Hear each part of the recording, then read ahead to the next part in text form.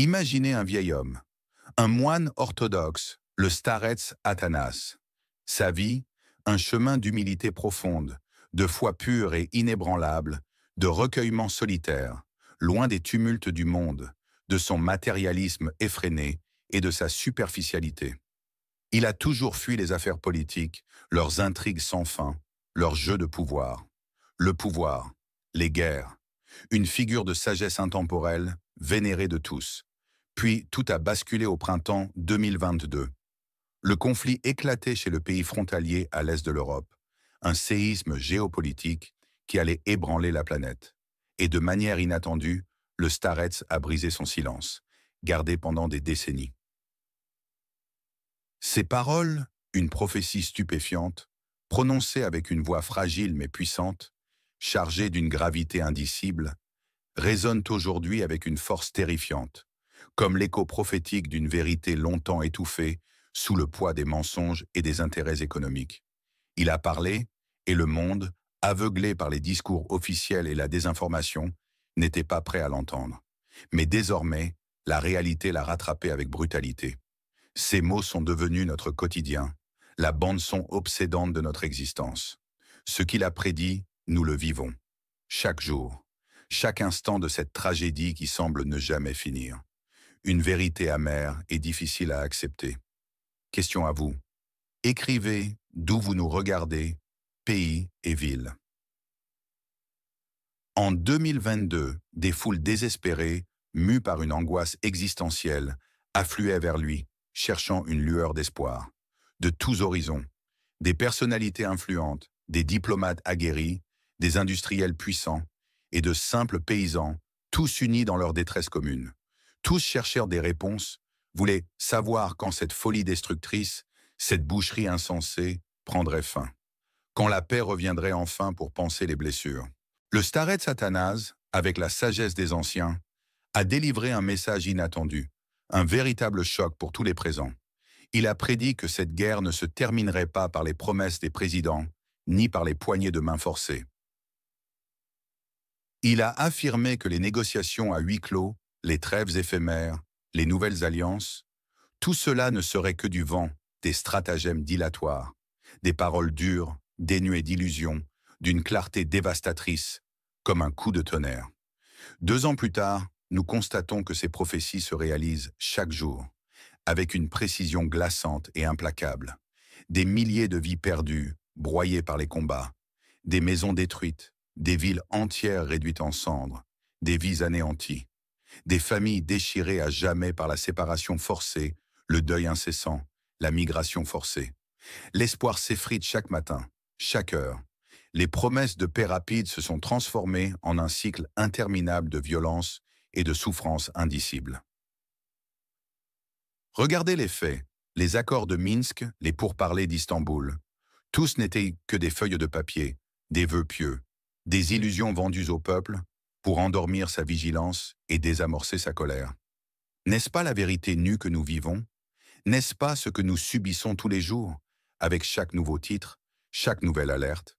La fumée des promesses s'est dissipée, ne laissant que le feu de la destruction, et le silence glacial des tombes, un silence assourdissant. Question à vous. Où vous regardez-vous maintenant? Indiquez la ville et le pays. Cette prophétie n'est pas une simple curiosité mystique, une anecdote spirituelle à méditer. Non, elle déchiffre notre réalité brute. Elle met en lumière, avec une acuité glaçante, les vraies motivations, les raisons cachées, obscures, profondément cyniques, derrière la prolongation interminable d'une guerre.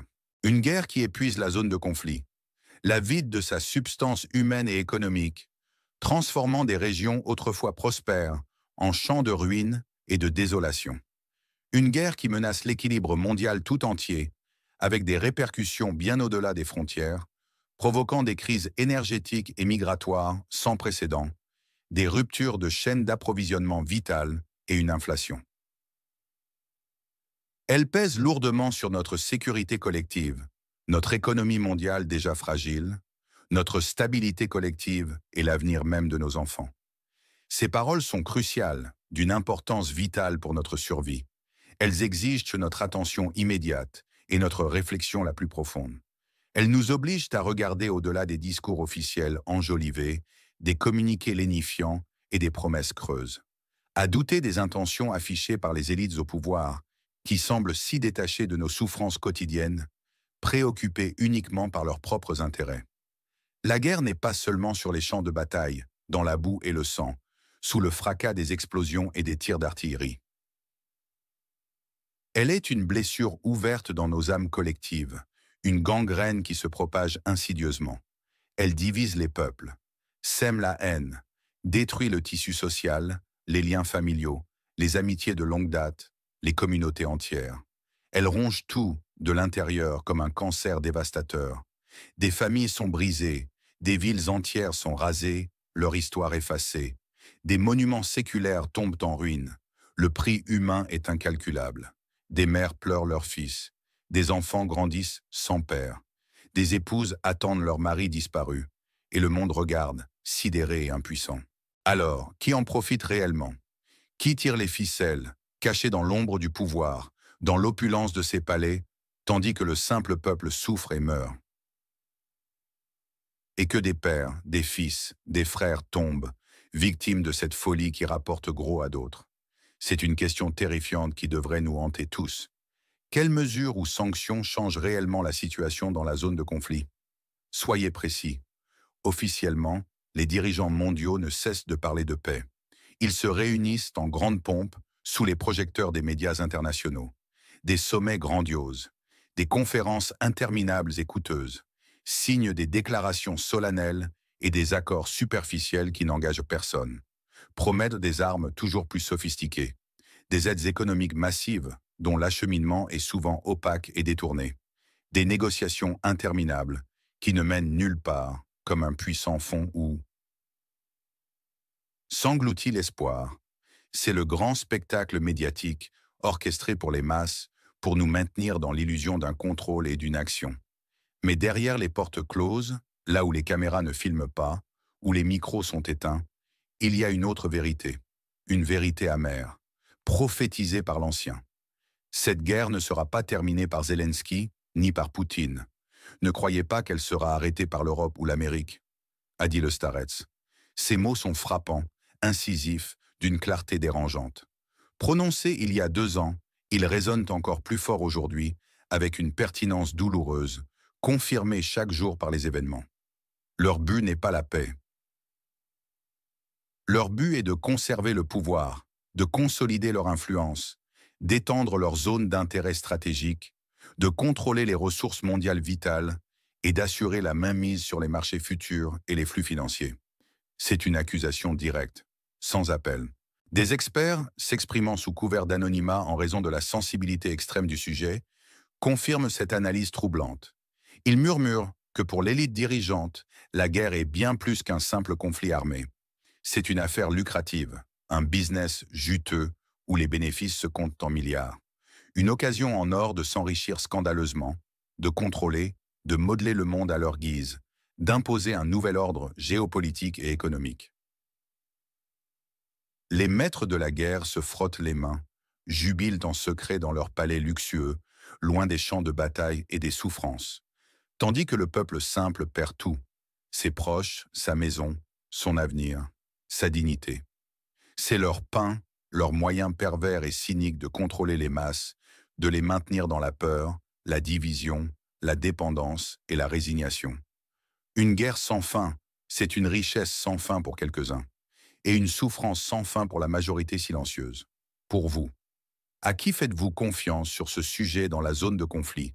Nommez un orateur ou un média. L'histoire, chers amis, n'est qu'une longue répétition, un éternel recommencement de la même tragédie humaine à travers les siècles. Elle regorge d'exemples similaires où les mêmes schémas se rejouent avec régularité, prouvant que l'humanité apprend peu de ses erreurs. La stratégie de diviser pour régner n'est pas nouvelle. C'est un stratagème politique antique, une tactique machiavélique éprouvée depuis des millénaires pour maintenir le contrôle des populations en attisant les dissensions, les jalousies et les haines. Les guerres coloniales, par exemple, où les puissances montaient les ethnies les unes contre les autres. Les conflits internes attisés par des puissances extérieures pour leurs intérêts égoïstes. La même dynamique se répète, sous des formes différentes, mais avec les mêmes conséquences dévastatrices pour le simple peuple. Pour vous, pour nous, pour tous ceux qui ne détiennent pas le pouvoir. Les accords de Minsk, souvenez-vous, ils sont devenus une triste illustration de promesses vides, de l'imposture politique et de l'absence de volonté réelle. Ils ont signé des papiers, se sont serrés la main devant les caméras, ont posé pour les photographes, sourire figé. Mais la paix n'est jamais venue, car elle n'était pas l'objectif. Pourquoi? Parce que la paix ne se construit pas sur de simples protocoles. Pas si les cœurs restent remplis de haine et de rancœur, nourris par des propagandes. Pas si les poches débordent de profits mal acquis, de sang et de larmes. C'est une leçon fondamentale et douloureuse. Une leçon que l'humanité, dans son aveuglement, n'a jamais apprise. Condamnée à revivre éternellement ses erreurs. Un cycle vicieux de destruction et de désespoir, alimenté par le cynisme et l'avidité des puissants. Quel événement dans le secteur géopolitique est sous-estimé par les médias? Nommez-le et expliquez. Le starets Satanas ne s'est pas arrêté là. Il a vu au-delà de l'horreur présente. Il a offert une lueur, une voie, un chemin inattendu. Il a annoncé qu'un seul homme viendrait, une figure inattendue, un leader moral, un homme simple, sans pouvoir politique ni ambition personnelle, pour apporter la vraie paix, profonde et durable. Imaginez un instant, cette prophétie. Elle nous donne un espoir, mais conditionnel. Un espoir qui dépend de nous, de notre capacité à nous éveiller. Son apparition, a-t-il dit, est conditionnée par l'unité du peuple, par la fin des querelles intestines, ces bagatelles de langue, de foi, d'histoire, des diversions orchestrées pour mieux nous diviser et contrôler, nous empêchant de voir l'essentiel et de reconnaître notre humanité. Si le peuple s'unit, si nous reconnaissons notre douleur commune, si nous refusons d'être manipulés par les forces obscures, alors la voie sera ouverte pour cet homme. Mais si les divisions persistent, a-t-il averti, la guerre atteindra toute la rue, comme un incendie dévastateur, qui part d'une seule isba et consume un quartier entier, jusqu'à la ville, puis la région. Les politiciens continueront leur jeu d'échecs mortifère. Leurs promesses creuses et manœuvres cyniques, leurs manœuvres sans fin, loin des réalités et des souffrances humaines. Ils trouveront toujours une nouvelle raison, un nouveau prétexte, pour que le conflit dure, et dure encore.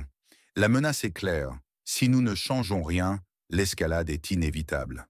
D'autres pays pourraient être entraînés dans l'abîme. Les souffrances redoubleront. L'espoir réside dans un éveil collectif, dans un sursaut de conscience populaire, avant qu'il ne soit trop tard. Quel est votre pronostic sur les délais? Quand le conflit dans le pays frontalier à l'est de l'Europe prendra-t-il fin? Mois, années plus, une raison. Le starets a parlé d'une guerre, pas seulement physique, mais aussi dans les âmes. Une guerre qui divise les gens en amis et ennemis, érodant l'empathie et la compréhension. Une vérité dérangeante, mais essentielle pour comprendre ce qui se passe vraiment. Les riches et les puissants vivent dans leurs palais dorés, dégustent des repas coûteux et raffinés, se reposent à l'étranger, loin des bombes, de la misère, des pleurs et des cris de désespoir. Pendant ce temps, les gens ordinaires, le simple peuple, ils perdent leurs fils, leurs maisons, leurs rêves. Ils luttent sans eau ni électricité, dans le froid, dans le noir, au milieu des décombres. Une lutte quotidienne pour la survie. Le contraste est insoutenable, un outrage à l'humanité. Cette injustice criante ne peut plus être ignorée.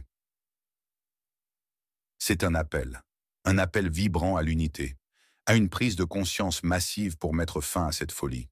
Car, comme le disait l'Ancien avec une sagesse éternelle, la guerre est toujours nécessaire aux riches. Le simple peuple n'en a jamais besoin. Le peuple a besoin de paix, de pain, d'un toit, d'un avenir, d'une vie digne, exempte de violence. Les riches d'argent et de pouvoir. Toujours plus, sans limite ni morale, insatiable. Question à vous. Aidez-nous avec le timing des épisodes. Indiquez le pays, la ville et l'heure actuelle chez vous. Le moine humble a toujours fui la politique, le pouvoir, les guerres. Pourtant, il a parlé, forcé par l'horreur, par le désespoir des masses qui le suppliaient. Il a vu des foules de gens simples, des paysans, des ouvriers, des enseignants, des maires. Tous venèrent le voir, mais aussi des figures de l'élite, des politiciens, des fonctionnaires, des hommes d'affaires sans scrupules. Ils faisaient la queue, espérant une parole qui arrangerait leurs affaires, carrière, intérêt. Tous cherchaient une guidance. Son changement d'attitude était frappant. Une cassure, son silence brisé, pour une vérité universelle. Les promesses de paix rapides. Les politiciens jouent aux échecs avec la vie des gens, avec des pions humains, promettent des armes, marchandent des terres. Pris pour leurs codes de popularité qui ne sont que poudre aux yeux. Tout cela n'est que fumée, illusion, mensonge, pur cynisme. Cette guerre est un incendie.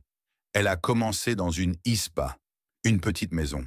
Elle atteindra toute la rue, puis la ville, puis la région, puis des nations entières. Si personne ne réagit, si nous restons passifs, les blessures de la guerre, elles ne sont pas seulement physiques, elles sont dans les âmes. Elles divisent, pour des bagatelles, la langue, la foi, l'histoire, des prétextes. Tout cela est une manipulation, une ruse machiavélique pour nous empêcher de voir le vrai ennemi. Qui est l'homme simple qui mettra fin à la guerre? La prophétie secrète du starret Satanas qui troublait les puissants en 2022. Pensez-vous qu'il existe vraiment cet homme, ou est-ce un pur fantasme? Le monde est fatigué de cette guerre. La lassitude est palpable. Le désespoir grandit chaque jour, alimenté par la prolongation des hostilités. La défiance envers l'élite politique s'intensifie. C'est une tendance mondiale inéluctable. Les gouvernements et institutions sont perçus comme corrompus, incompétents, égoïstes, incapables de tenir leurs promesses. La polarisation sociale est partout, avec des divisions identitaires, langue, religion, manipulation délibérée des élites pour contrôler les populations. C'est le message de l'Ancien, un avertissement clair. Les crises humanitaires se multiplient, déplacements massifs, perte de proches, traumatismes, difficultés quotidiennes insoutenables, partout où le conflit fait rage. Ce n'est pas seulement dans la zone de conflit, mais partout où des pays sont touchés par les ondes de choc. Toute guerre fonctionne toujours selon le même principe. Les gens simples meurent, les riches s'enrichissent. Une réalité brutale, une vérité qui blesse, mais qu'il faut regarder en face, pour enfin changer ce destin. Alors, que ferons-nous? Croirons-nous les mensonges éhontés, nous déchirer pour des différences artificielles, instrumentalisées par ceux qui nous gouvernent pour leur profit? Ou écouterons-nous la vérité simple, du cœur, celle que l'ancien Athanase a osé proclamer au péril de son calme? La paix véritable ne viendra pas des sommets lointains, où les élites s'entretuent dans un jeu cynique de pouvoir et d'argent, mais de l'unité inébranlable des simples gens. C'est une chance unique d'écrire notre propre histoire, de reprendre le contrôle de notre destin. Votre destin, notre destin collectif, est en jeu. Il est temps de choisir. Il est temps d'agir. Ne restons pas silencieux. Levons-nous. Quel est l'événement que nous devrions vérifier dans le prochain épisode? Indiquez une thèse, par exemple, un chiffre ou une affirmation précise.